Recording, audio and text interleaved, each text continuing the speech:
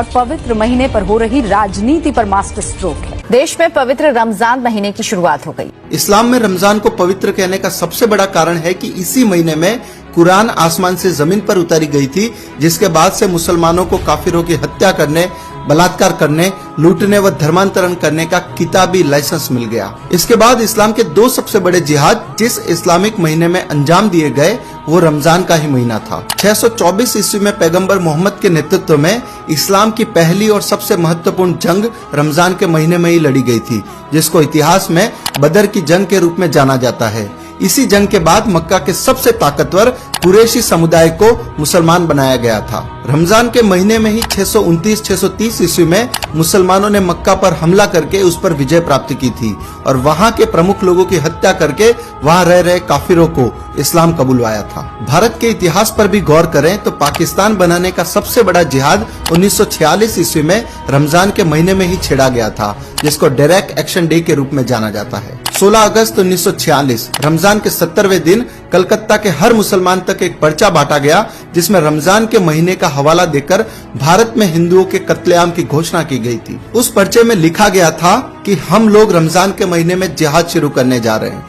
अल्लाह की मर्जी से हम हिंदुस्तान को दुनिया का सबसे बड़ा इस्लामिक मुल्क बनाने में कामयाब होंगे। ए काफिर, तुम्हारी सजा का वक्त आ गया है, अब कत्लेआम होगा। हम हाथ में तलवार लेकर फक्र के साथ तुम पर जीत हासिल करेंगे। डायरेक्ट एक्शन डे कयामत का दिन होगा।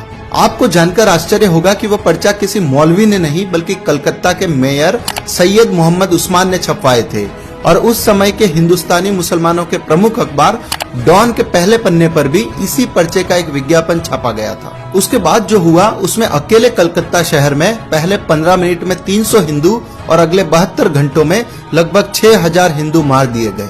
20,000 से अधिक लोग गंभीर रूप से घायल हुए और लगभग 1 लाख लोगों को अपना सब कुछ छोड़कर भाग जाना पड़ा। रमजान के दौरान हुए उस नरसंहार में हिंदुओं की मौत का सही आंकड़ा सामने नहीं आ पाए, इसलिए हिंदुओं की लाशों को नदी में बहा दिया गया।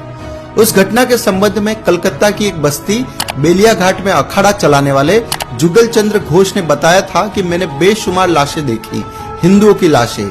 एक जगह 4 ट्रक खड़े थे, सभी में कम से कम 3 फीट की ऊंचाई तक लाशें भरी हुई थी। गुड़ की बोरियों की तरह वो ट्रकों पर लदे पड़े थे और उनसे खून टपक रहा था। वह सभी लाशें हिंदुओं की ही थी। महीना रमजान का था और कत्लेआम करने वाले मुसलमान थे। तो मित्रों, अब आपको समझ आ गया होगा कि रमजान का महीना मुसलमानों के लिए इतना पवित्र क्यों है, क्योंकि वे इसी महीने में अपने जिहादी रूप को सबसे अधिक बाहर लाते हैं और इस्लाम का जो मूल एजेंडा है उसको भी इसी महीने में प्रमुखता से अंजाम देते हैं। लेकिन लोगों को बेवकूफ बनाने के लिए ये लोग रोजा, रूह अफ़ज़ा, इफ्तार, सेवैया, खजूर, ज़कात और इबादत का स्वांग रचते हैं, जिसे आम हिंदू समझ नहीं पाता और वह अपनी ही मौत के महीने को पवित्र महीना कहने की भूल करता है। लेकिन आज के इस वीडियो के बाद कम से कम हिंदू समाज को तो रमजान को पवित्र कहना बंद कर देना चाहिए और रमजान की सो कॉल्ड पवित्रता का जो सच इस वीडियो में बताया गया है